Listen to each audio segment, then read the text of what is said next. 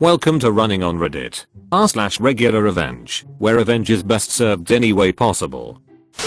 Background: my friend Marco and I are studying abroad, and we've just started our second year. This course requires, yes indeed, required a successful pair project to pass the course. So naturally, I choose my friend Marco to do it with me. The cast includes myself, TalesFromRetail, Marco my friend, James, and Frank, who are the victims of this pro-revenge story. Our course, Ancient History, requires us to make an analysis and a presentation on assigned topics. Marco and I were assigned Ancient Rome. Marco and I were pumped for this. Last year we both received A's for our Ancient Rome examinations, and were ready to knock this out of the park. Little did we know though, that week when we were studying and composing our work we were speaking English in the library, to be polite as we are fluent, and are in their country. Anyway, we did not notice that another pair, James and Frank, were sitting at our table subtly writing stuff down. They weren't even speaking among themselves, as I didn't hear even a whisper come from the end of our table. Anyway, after Marco and I handed in our initial analysis, the professor sent us an email reporting us for plagiarism and telling us we'd lose points. We were devastated. Thankfully, Frank and James approached us after the class. Frank told me, "Thanks for giving us all the answers last week. We couldn't have done it without you." They started chuckling and walked away as Marco and I stood there mortified. We knew we had to do something before the presentation, otherwise it'd look like we had copied off of Frank and James. So I came up with a plan: the revenge. After Frank admitted to eavesdropping on our studying, we didn't think him and his buddy would show up at the library that night. Boy, were we wrong. Frank and James entered the library and sat at the end of our table just like last week, and pretended to be playing on their phones, thinking we didn't notice as we were hard at work. I told Marco to focus on minor details that wouldn't be worth anything in the presentation. Marco smiled and we started talking about things like Julius Caesar was stabbed to death, and there were actually 2 triumvirates, and other basic details. We could see Frank and James getting slightly agitated, so I told Marco, slightly louder than before, we should probably look at some refined details. Should we refer to the societal, moral and political reforms of Augustus? Frank and James snapped out of their phone coma and Marco looked confused. TalesFromRetail, I'm not sure we're done here, but if you want to it wouldn't hurt. Now, Marco has a heavy Croatian accent. I, on the other hand, do not. I have an English name and have spent a lot of my life in transit, but I'm perfectly bilingual.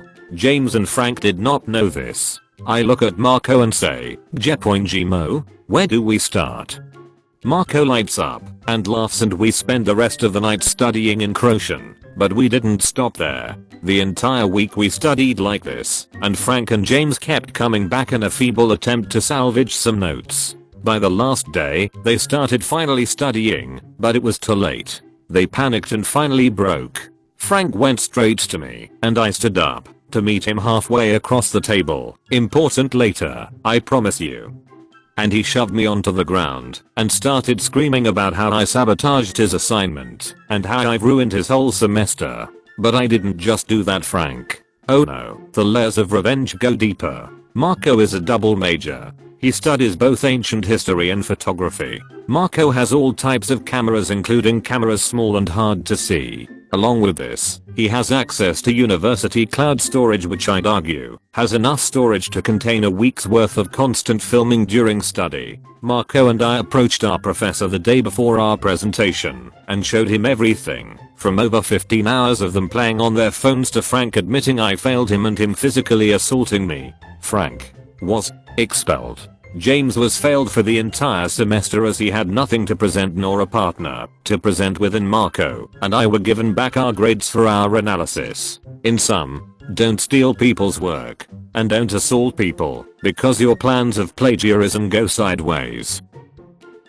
Frank got his little fanny kicked out of school. You'd think that, after admitting to plagiarism the first time, that he wouldn't play double jeopardy on the same people in the same way for a whole entire week. If you like the content and want to support the channel, like and subscribe right now, or you'll be running on fumes. Hey everyone. I wanted to share a story that happened quite a long time ago now. In my country, there's mandatory military service for all men. Now, before going to the story, I was a young person who was struggling often with depression because of heavy bullying I went through. I had taken antidepressants multiple times before and was barely getting myself together at that time. Every doctor told me that I won't go to the military because of my psychological issues. Now when I went through check where they decide if I'm fit for the military or not, I was also pretty sure they were going to deny me and let me know. When I reached the psychiatrist doctor office though, and I told him about my past, the last part went like this. Well, that happened in past, didn't it?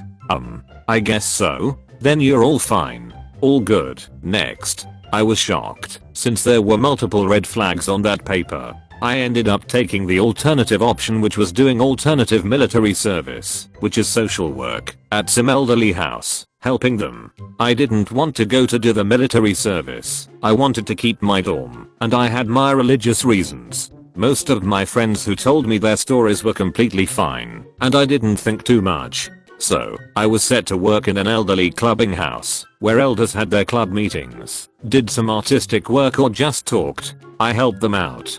Below the house was also a place where they took care of poor children whose parents couldn't afford a more proper caretaking place, so they dropped them there. Many of them were with special needs. When I talked with the director, I told her that I was fine to work there, but I need to do some IT work as a side, because the amount country will be paying me, minimum wage, won't be enough to survive. Note that the country paid it, not the place I worked at. They got me for free. I only asked like 3 to 4 hours per week to do programming work, quietly in my office. Also adding a note that work was 40 hours a week. The director seemed understanding, a young woman who was promoted just before I came, red flag, and said it was fine. The job included doing some physical work, helping out with computer related stuff, teaching the elderly how to use a computer, the last one being love and hate relationship, and a few other tasks. Or at least that's what they told me at first. The reality was something different. They started abusing the crap out of me, making me do things I was not trained or ready for. Some of them, they didn't tell me at all, and then just said that this is also my job now. I had asked the previous person who had worked in my place about it, and it had been a very different story and a lot less responsibilities. I had at least a double amount of responsibilities than the previous one had, and half of them I wasn't comfortable with, and that included taking care of kids, taking care of any elderly, and occasionally doing some nasty stuff. I once had to clean a room of elderly who had smoked like 30 years in his bathroom. It was disgusting in so many ways, and had to take so many breaks to not just puke. And on top of that, the director had decided that I spent too much time on my computer working on other things, so he told me that I can't use my computer while at work, or if it's not for their work. I ignored that and did my work anyway. Just their stuff took 2x longer time because I needed to earn my living some other ways too. And while I tried my best, my director all the time told me how disappointed he was in me and missed the previous worker. He came to me all the time, telling me that I did not do enough, and that many others didn't seem that happy as well. Honestly, I think it was bullcrap, because most of them, and especially elderly, were very happy about me and my work. I even cried to one coworker, who could do nothing about it. However, as I worked there, and I got more blamed, my stress levels began to skyrocket, and I asked from my doc to give me antidepressants to deal with it. Somehow, I had moments when I cried and panicked. The worst part was, I couldn't quit, because I was forced to stay for a year and finish it. I felt like a slave. I honestly regretted taking this on, and should have just gone to do the military. Now here comes the big part. After less than half a year working there, I was invited once again to the office. The director did her traditional speech of not being happy about me. Then she said that she decided to give me a minimum amount of vacation days because of that. Normally one could get up to 25 days of vacation if I was good, but they could reduce it to a minimum of 15, which she did. She then proceeded to tell me that if she wanted, she had the right to get me swapped out for someone else for the poor work I did. At that point, my stress level was so high that I stopped caring. I was almost preparing to stay there remaining over half a year. But as I walked out of there, something clicked the first time. Rights. What rights do I have? What can I do? Do I have any right to get swapped out? I did some research, and for the first time found a way how I could get out of this hellhole. During the vacation, I scheduled a time for both psychiatrist and therapist time. I paid for the meeting to get it as soon as possible. I told both of them the same story and said that I'm super stressed and can't really take this anymore, and that I already took in antidepressants to handle it. When they asked what they can do, I said that I needed to get evaluated again, but I needed proof and evaluation from them that I was not fit for it and should be let go. They both agreed to write one. After that, I hurried to request a recheck because of the change in my mental state. They were about to go a 3-month vacation and the last date for it was tomorrow in a different city. I took it and took the first ride to that city. In there, I was invited straight to the psychiatrist's room, who was now a different doctor compared to the last time.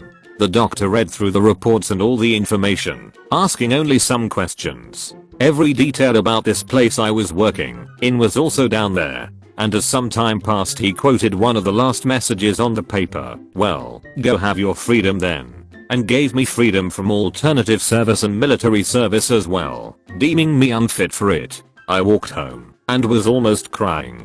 They told me not to go there again and everything will be dealt with them. I was free. There was a moment after another half a year when one elderly called me. I had accidentally given him my real number and asked help. I refused the help because I didn't work there anymore.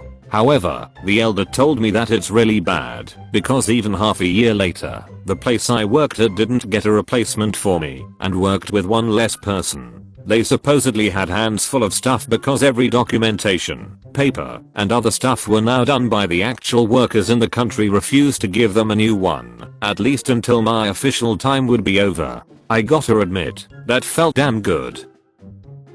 Glad OP got out of that situation. Bet the director and their little cohorts aren't gonna have vacations for a while now, seeing as how they are down an essential person. Thanks for watching. Remember to subscribe and turn on the bell or you'll be running on fumes. See you in the next video.